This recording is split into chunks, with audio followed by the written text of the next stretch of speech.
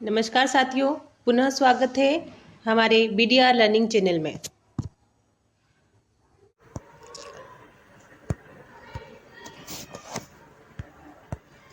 हमारा पहला प्रश्न है, भारतीय संविधान के अनुच्छेद 21 के अंतर्गत क्या सुनिश्चित किया गया है?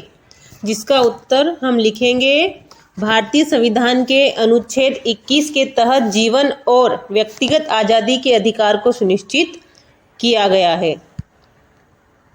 हमारा दूसरा प्रश्न है, औपनिवेशिक शासन के दौरान आरक्षित वनों की स्थापना के पीछे मुख्य उद्देश्य क्या था? जिसका उत्तर हम लिखेंगे, औपनिवेशिक शासन के दौरान आरक्षित वनों की स्थापना का मुख्य उद्देश्य वन उपज को विनियमित करने और लकड़ी और अन्य उत्पादनों पर कर लगाना था।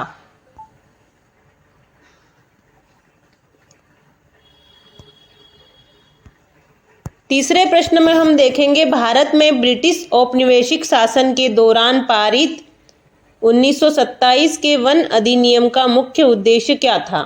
जिसका उत्तर हम लिखेंगे, भारत में ब्रिटिश औपनिवेशिक शासन के दौरान पारित 1927 के वन अधिनियम का मुख्य उद्देश्य वन उत्पाद की आवाजाही को नियंत्रित करना और उस पर शुल्क लगाना था।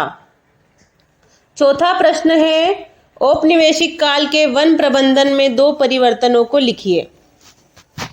उत्तर में लिखेंगे हम, औपनिवेशिक काल के वन प्रबंधन में आए दो परिवर्तन निम्नलिखित है।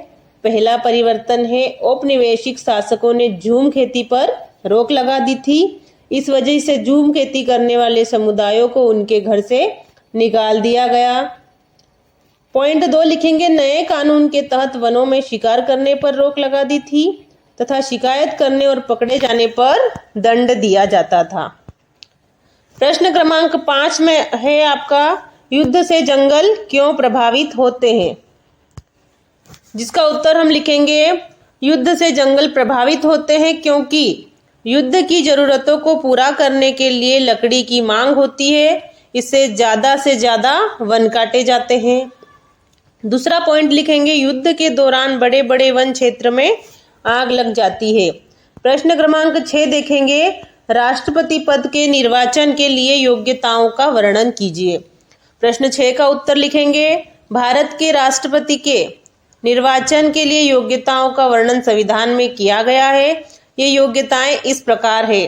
पहली योग्यताएं हैं, वह भारत का नागरिक हो, वह 35 वर्ष की आयु पूर्ण कर चुका हो, वह लोकसभा के लिए निर्वाचित होने की योग्यता रखता है और उसके पास कोई लाभ का पद ना हो। 7वां प्रश्न हम देखेंगे, सामूहिक उत्तरदायित्व का अर्थ लिखिए। जिसका उत्तर हम लिखेंगे, सामूहिक उत्तरदायित्व संसदीय पद्धति की आधारशिला है। इसका अर्थ है कि सभी मंत्री साझे रूप से एक दूसरे के विभागों के संचालन के लिए विधानमंडल के प्रति उत्तरदायी है। भारतीय संविधान में सामूहिक उत्तरदायित्व का उल्लेख संविधान की धारा 75 के तीसरे उपभाग में किया गया है। अगला प्रश्न है, प्रश्न क्रमांक 8, उपराष्ट्रपति को कैसे चुना जाता है व उसे कैसे हटाया जाता है, लिखिए। जिसके उत्तर में हम लिखेंगे, संविधान के अनुच्छेद 66 के अंतर्गत उपराष्ट्रपति के चुनाव हेतु निर्वाचन मंडल का प्रावधान मिलता है। इस निर्वाचन मंडल में संसद के दोनों सदनों के सदस्य होते हैं। अनुपातिक प्रतिनिधित्व प्रणाली के एकल संक्रमणीय मत पद्धति द्वारा उपराष्ट्रपति का चुनाव किया जाता है। उपराष्ट्रपति को राज्यसभा द्वारा पारित प्रस्तावों के आधार पर, जिसे लोकसभा भी स्वीकार कर ले, हटाया जा सकता है। 9वां प्रश्न है हमारा, संसद और विधानसभा में अंतर लिखिए। जिसका उत्तर हम लिखेंगे, संसद को पूरे देश के लिए कानून बनाने का अधिकार होता है, लेकिन विधानसभा राज्य के लिए सीमित होती है।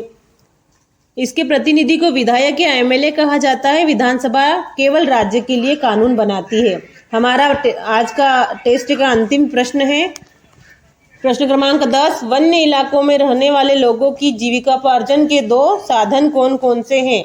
जिसका उत्तर हम लिखेंगे, वन्य इलाकों में रहने वाले लोगों के जीविकोपार्जन के जो साधन निम्नलिखित है। नंबर 1 है कंद, मूल, फल, पत्ते आदि वनोत्पाद। दूसरा है जड़ी बूटियों का एकत्रण। तीसरा है लकड़ी व बांस से बनने वाली परंपरागत वस्तुएं। तो दोस्तों, यदि वीडियो आपको पसंद आया हो तो वीडियो को लाइक करें, अधिक से अधिक मात्रा में इसको शेयर करें और सब्सक्राइब अवश्य कर ले चैनल को, ताकि आने वाली जानकारी आप तक समय से पहुंच सके। Thank you.